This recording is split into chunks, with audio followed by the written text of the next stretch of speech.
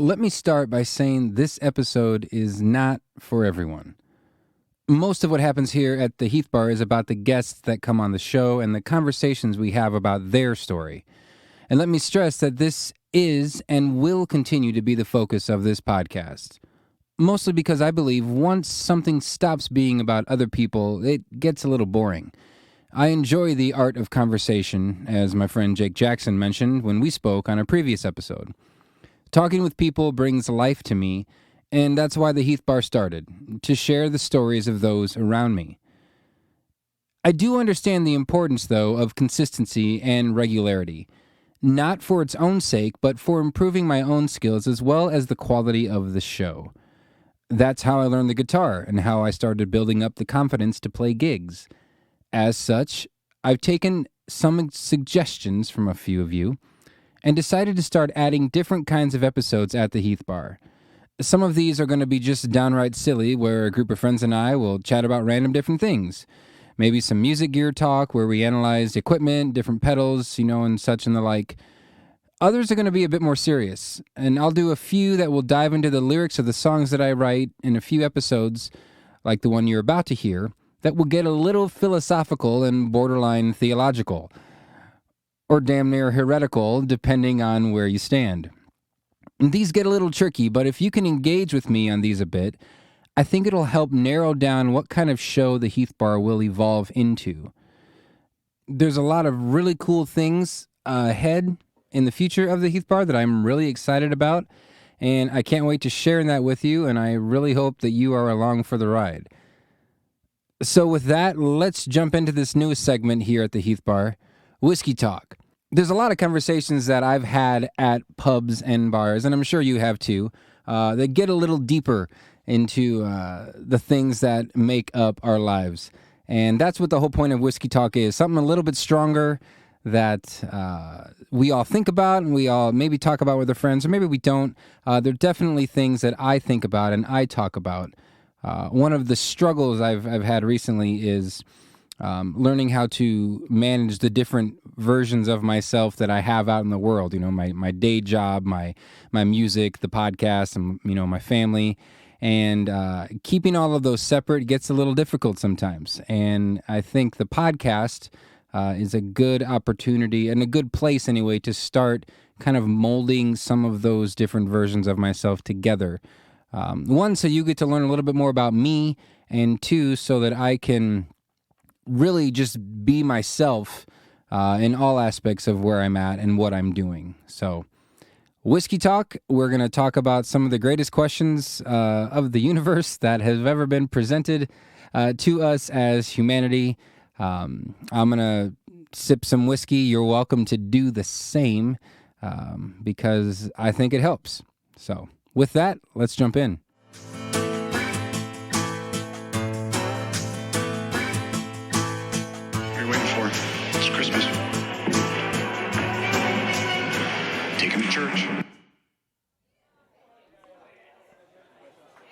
So I figure, what the hell? Let's just start with the big one. What happens after we die? As many of you know, I grew up in a Baptist Christian worldview that I no longer hold. Growing up this way has, however, given me a huge interest in theology, philosophy, and what many would call higher thought. The kind of conversation that happens when you talk with Dan McGinnis about Dots Pretzels. The deeper things in life. You add this way of thinking to my recent love interest with NBC's The Good Place, and voila, we have the first episode of Whiskey Talk here at the Heath Bar, and we're just going to dive in head first. And I should say this now, if you haven't seen the show, there are massive spoilers in this episode. However, this show is the brilliant kind of writing and acting where even if you know what's coming, you find yourself amazed anyway. But if you'd rather not know, and are among the heathens out there who have not partaken in the blessed fruit this show has to offer, go watch all 4 seasons and then come back. I'm not going to wait for you ever, so you're going to have to hit pause and do that yourself. I'm going to go on. This show has been throwing me for a loop with their portrayal of the afterlife. A lot of it is used as humor to help get the point across. For instance, the concept of morality, good and bad, is kept track of by a sort of divine point system. Every action someone makes in their life here on Earth is assigned a value, and your points at the end of your life determine if you go to the good place or the bad place. It's an archaic concept that holds to this day for many people. The show uses this concept to help progress the story along. I mean, how many times have you had that conversation with, well, I feel like I'm a good person, I've done a lot of good things, and it's almost like there's a tally mark that they're keeping track of, or maybe you yourself are keeping track of on good things you've done and bad things you've done. But anyway, after nearly 4 seasons of realizing the point system has several flaws, our heroes in the story finally make it to the actual good place, only to find it seriously lacking. Essentially, they get there and see all the people who made it before them bored out of their minds. As one character describes it, our brains are mush. And why wouldn't they be? They've lived a millennia in a place where everything is done for them, and all their wildest dreams and desires are now reality. This paradise goes on forever, so this new way of living, with all your wants and desires provided, it never ends. And to the people in this, quote, good place, this is endless misery. Now, it's certainly possible that right now you think I might have had a little bit too much whiskey because that idea sounds amazing to you. But hear me out. Let me give an example that I first heard a few years back. Imagine you're at a party. Your family and friends are there, and you're all having a great time. There's music and dancing and food and drinks. This party seems to be filled with everything that you love. You're at the party a while, and then someone comes up to you and says it's time for you to leave. The party isn't over. In fact, it is intending on raging on and on. But you no longer get to be a part of it. I'd imagine you'd feel a bit like I would. A little bit bummed and maybe upset that you have to leave and miss out on all that is to come. Now imagine that same party, same family and friends, same music, food, drinks, and same great time filled with all that you love. But this time, something different happens.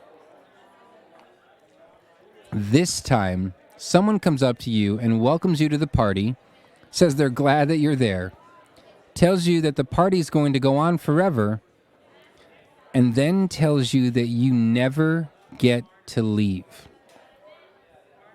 All of a sudden, that party kind of takes on a whole new light, doesn't it? I mean, at some point when stretched out to infinity, this party would start to feel like a prison with no escape. Imagine all of your desires and needs met for you, always, for eternity. All passion and joy and love that you had at the start of this party, wouldn't it begin to fade after you got to do literally everything and anything you wanted? The problem is, once you finish doing all of that, you still have eternity left.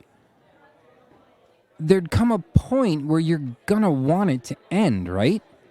You're gonna want some peace, and you're gonna want to rest.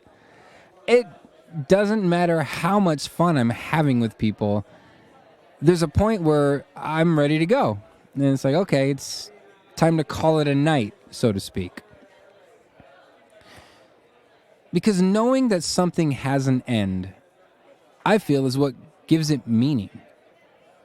When you're hanging out with your friends or doing a hobby that you love, knowing that you only have a limited amount of time to do so is what makes the time spent doing it worth a damn. Now, I was never taught this growing up.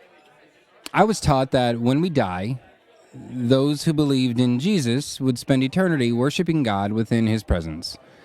I was taught that there was no desire for anything else other than wanting to worship God. If you were married here on earth, you weren't married in heaven. None of what mattered to you here would matter to you there, because God would, quote, wipe your memories and tears away, so you would live in utter bliss singing his praise. And honestly, the most cringeworthy thing I think I've ever done in my life, I mean, the list could go on, but this is high up there, was to try and convince people that this idea of the afterlife was paradise. I mean, it didn't even sound like paradise to me. I found myself with so many questions that never were answered. Like, what's the point of it? What is the value in worshiping a God forever if it never ends and you never get the choice to stop? If you could stop worshiping for, let's say, an eon or so, would it matter? Because you still have eternity to get back on the saddle, so to speak, and worship again. Not to mention the ridiculous concept of a God who would reduce his creation to this in the afterlife. Just a giant choir. To be fair, though, this is not the only view of the afterlife in Christianity. It's just the one that I was raised in.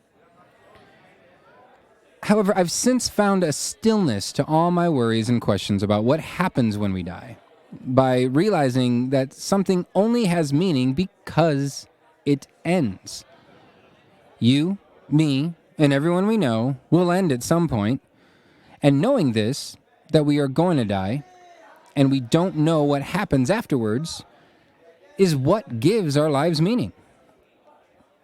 If we knew there was something after this life, wouldn't it make sense that we would see this life as less meaningful than what comes next?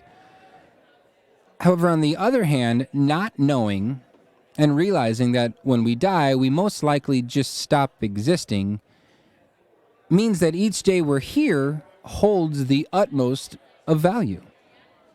Because one day we won't be here. One day, the party will go on without us. It seems to me that any teaching or religion that was worth a damn would be teaching us how to bring the most meaning out of the days we have here and now, providing us with lessons and stories and examples of how we can make things better today than they were yesterday. How to overcome challenges and struggles in our lives to bring about the most good that we can with what time we have. It would seem then, as long as we are progressing on this path, becoming better versions of ourselves today than we were yesterday, we would be experiencing a kind of paradise, a sort of, bringing heaven to earth kind of idea. And when we die, we're at peace because we improved ourselves and the lives around us daily. This life we live and this continual improvement isn't something that we're meant to continue to do forever. Again, it's the ending that gives it meaning. But at some point, it's time to rest. This is what makes every person and every interaction we have on this earth valuable. We were able to witness small glimpses of something happening. It won't always be there, and neither will you. But knowing that they will end allows us to cherish the moments while they are there. Now, I'm a new dad again after a 12-year gap. And watching my new little girl learn to crawl and talk or make noises at this point, and laugh is a huge joy for me. I'm also reminded that she won't be this young forever, because I see my now middle school daughters and realize that they weren't that young forever. Too short, if you ask me. But one day, she'll be a teenager, an adult, a mother herself. And knowing that these moments I have with her at this age will end drives me to gather up all that I can from it. It gives my time with her meaning. The idea that we could experience something with no end is a bit troublesome, don't you think? And if I'm honest, downright terrifying. I mean, honestly, ask yourself if there's anything you would want to do for eternity. with no end. Ever. There's a scene in the show where they finally make it to the good place. All of the people who've been there for centuries are joyless zombies. They stop thinking and growing because everything was done for them. They live in a constant state of ecstasy, with one character pointing out that they have orgasms constantly. There are no challenges, there's no struggle. They stop thinking because they don't have to. They don't have to overcome anything. They don't do anything because it never ends, and there's nothing to strive for. They could start doing something, but there's no reason to, because they won't ever run out of time to start it eventually, so they can keep putting it off forever. This good place, this paradise, it literally sucks the passion right out of them. There's nothing to work towards. Now in the show, they fix this problem by creating a door. They congratulate the people who made it to the good place and tell them they can stay as long as they like. They can do whatever they want for as long as they want. And when they're ready, they can walk through a door and be at peace. No one knows what happens when they walk through the door, but they know that it's peaceful. They get to leave on their terms, and the implication in the show is that this door leads to non-existence. At least a non-conscious existence. In the scene, the people in the good place shout for joy because all of a sudden their time has meaning again. And this is something not really taught in most mainstream religions, the idea that non-existing can be beautiful and peaceful. Maybe it's because we're scared of the thought. I know I was for a long time. The idea of not being here or anywhere. But it's no different than before I was born. I don't have any feelings or memories of missing out from before I was born because I wasn't here. There's a big part of me that wonders if it's the same when we die. We're just not there to feel those things. You're at peace. You're at rest. In a lot of ways, we create these ideas of afterworlds because it makes us feel like we have some control over our lives. And the truth is, we don't. We can have moments where we feel like we do, and even create entire religions to that end. But control does not belong to us. And for me anyway, and I think for a lot of people, once you learn to let go of that, you start to see the world differently. It's not about what happens when we die. All the teachings that we've passed down throughout the ages from different scriptures and writings from thousands of years ago. We pass these down to people about why we're here, and the meaning of it is about the here and now, not about what happens next. To take each day as it comes, so to speak. Make the best with what you got, and realize that in some weird way, everything's going to be okay, even in the bad moments. We tend to confuse these ancient teachings. We make them about the afterlife, or believing or doing the right thing. Making sure you have the right theology instead of seeing that each day offers a new opportunity to be better than you were yesterday. I mean, isn't that the grand struggle? Isn't that all we can do? Just a constant striving to get incrementally better with each moment lived. It doesn't really matter then how many right answers you'll get on a seminary exam. If you're not engaging in the grand struggle of improving yourself and those around you, what's the point of it? Now in the show, they use an Eastern spiritual analogy of a wave that comes up out of the ocean. It can be really beautiful, and it's there for a short time. Then it falls back into the ocean and becomes indistinguishable from the water again. The wave isn't gone, it's just a part of something larger than itself now. And that's what our lives are like in this analogy. We're here for a short time, and then we fade back into that from which we came. It's no different than before we were born. We don't have any feelings or memories of missing out from before then because we weren't there. And we return to where we came. Now, a lot of us call that from which we came God because personifying it helps us understand it. And whatever our thoughts are on it, though, in some real sense, it's a false idol. We create a divine human, in essence, with personality, thought, action, negotiate with them. They have their own plan, and all the different things and phrases you've heard to describe God in whatever aspect you've been described God about. But they're things that we do as humans. And we put that onto God because it helps us wrap our heads around the idea. And I think it's bigger than that, though. I think it's something unexplainable that we can't put into words because if we could, it would be beneath us, comprehensible and able to be manipulated. The wave can't explain the ocean. It sees a small part of the vastness of it. It's only there for a short time, then disappears.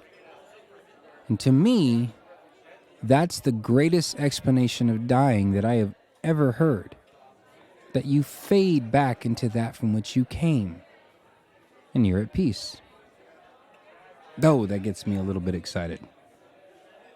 Now, if you come from a background like me, or if you're still in it, you're ready to fillet me at the stake.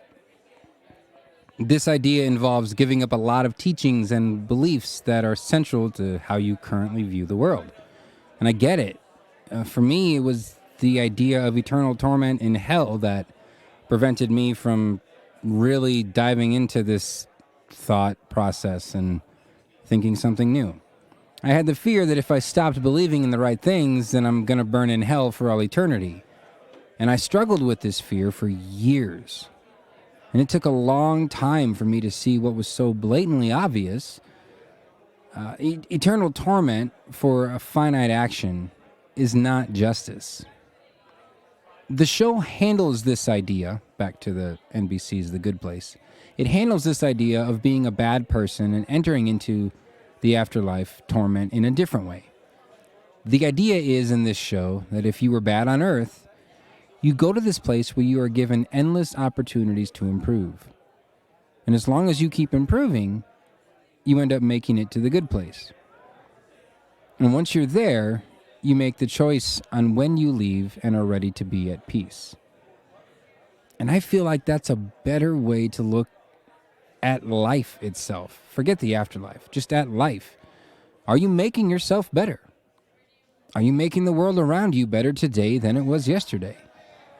To where you can feel like you are in paradise right now because you're improving things every day into that paradise. Bringing the concept of heaven on earth to life, so to speak. Letting it happen around you.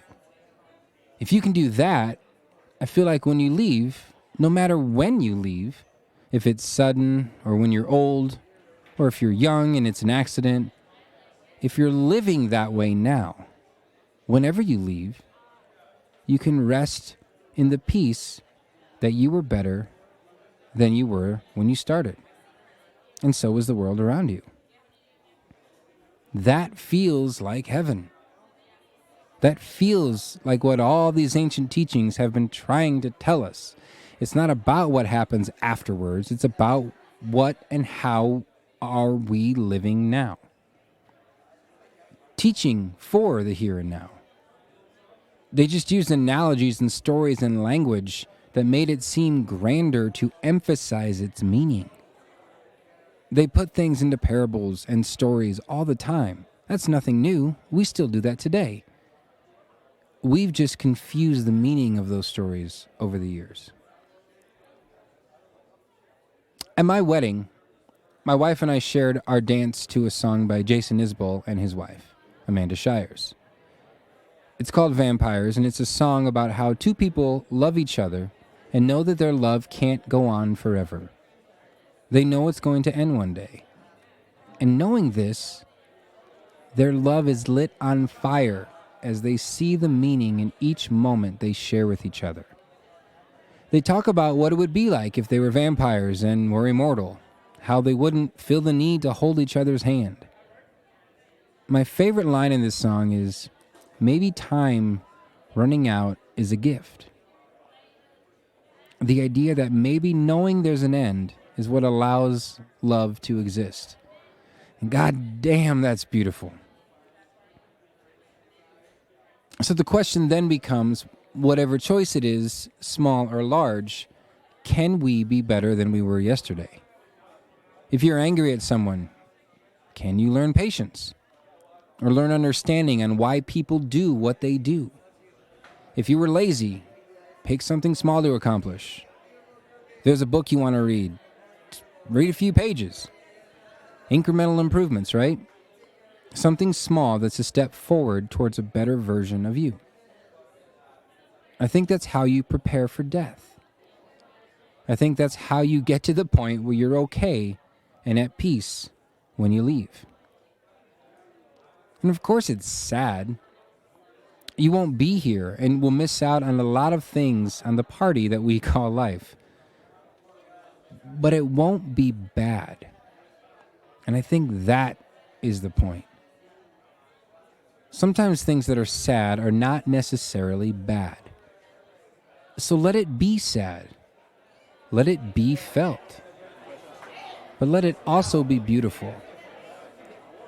And if we can do that, I think we can find something greater. I think we can push for something better in our world and in ourselves. And be at peace when we go. So with that, thanks for listening to this episode of Whiskey Talk at the Heath Bar. I hope you've enjoyed it. Like I said, it's a big part of my past and my life and thoughts that swirl around my head. And I'm glad I get to share it with you. If you enjoy it, let me know, because I can obviously do more of these types of episodes. Not often, and like I said before, this is not going to be what the Heath Bar is most of the time. But it's something that could happen every now and then. If you guys find them interesting and find them fun, find these type of topics worth thinking about and talking about, shoot me an email. I'd love to hear your thoughts on it, whether you agree or disagree, if you think I'm crazy, or if there's something you got out of it that you just want to share. I'd love to hear from you. My email is heath@heathbaronline.com. I'll have it in the show notes as well. Or you can find me on Instagram at @the_heath.bar. I'm on Facebook and everything as well, but that's what I use the most. So, cheers everyone. Thanks for hanging out for Whiskey Talk here at the Heath Bar. Until next time.